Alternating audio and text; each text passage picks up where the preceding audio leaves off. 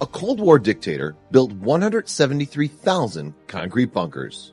Now, light has been cast on their dark history. The strange concrete shapes litter the landscape. They sprout up like mushrooms, their curved domes a gray reminder of a regime that ended within living memory. These are the bunkers of Albania, and they stand as monuments to an isolationist past rooted in paranoia and suspicion.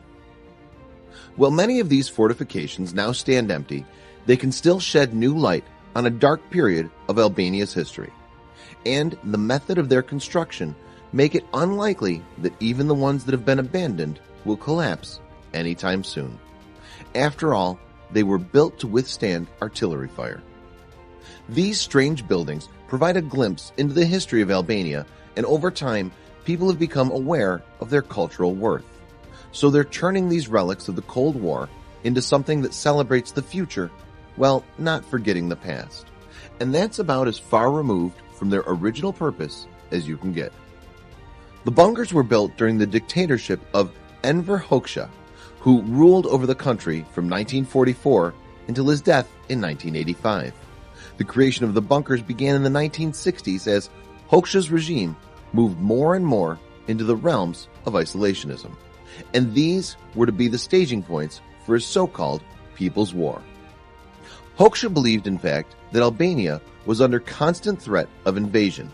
He was a hardline Stalinist and, in the 1960s, began to cut contact with other communist countries that he believed were too moderate. He was wholeheartedly opposed to Joseph Tito's regime in Yugoslavia, for example. As well as that, Albania remained officially at war with its neighbor Greece for the entirety of Hoxha's near 5 decades in charge. Hoxha's bunkerization of Albania was an attempt to defend it from all of these perceived external threats. Rather than creating a professional military, Hoxha decided to rely on the people of his country to defend their own land. It was a strategy that he had employed during Albania's occupation by Italian and German forces during World War II. There was a key difference to this more defensive strategy, however. Whereas the partisans during World War II had struck out from the mountains, engaging in guerrilla incursions to fight back at the occupiers, that wouldn't work here.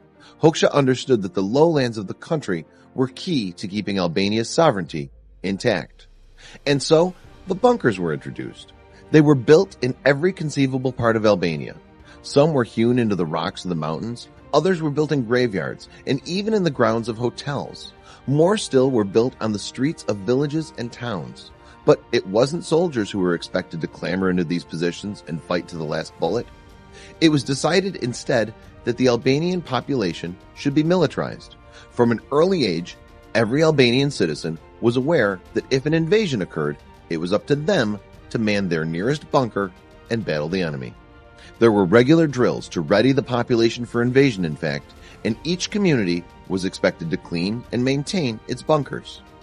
The bunkers were arranged in such a way that they radiated out from central command posts. The smaller bunkers held 2 people, but they had a direct line of sight to the larger bunkers, allowing them to receive orders. These bigger structures were always manned and could communicate via radio. But, in the end, the invasions never came. And even if they had, it's unlikely that Hoxha's strategy would have been of any use. There would have been no way to resupply the individual bunkers, and military experts have since suggested that a well-trained army would have been far more useful than civilians with guns. Speaking out against Hoxha, though, was a risky business. One such dissenter, General Baker Buluku, gave a speech in 1974 condemning Hoxha's belief in the bunkers and the People's War. For speaking out, Buluku and his associates were charged with attempting to bring about a military coup. They were all subsequently executed. Following Hoxha's death in 1985, the bunkerization of Albania came to a halt.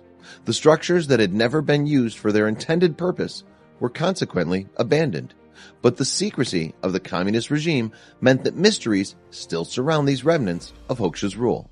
As a result, new discoveries are still being made about some of the bunkers.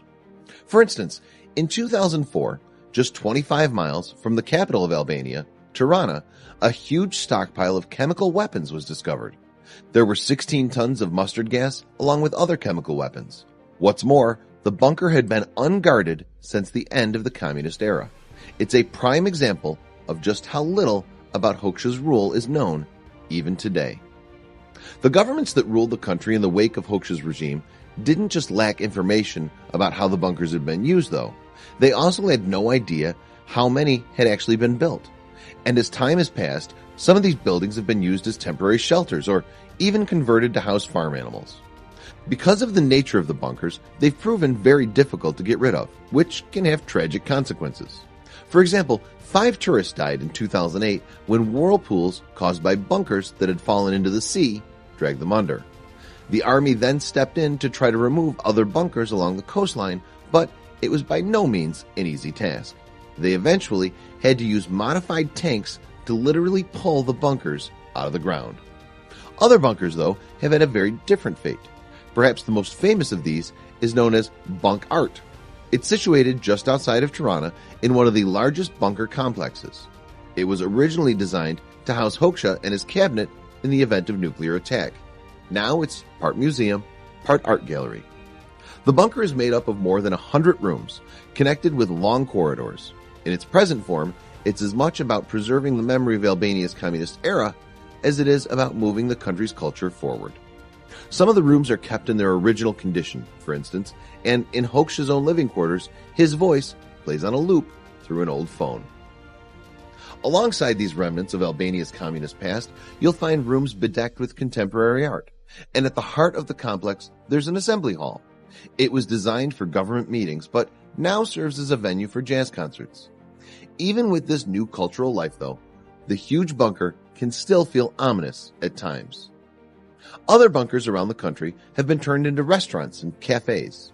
There's even a souvenir trade that sells tourists bunker-shaped ashtrays and pencil holders.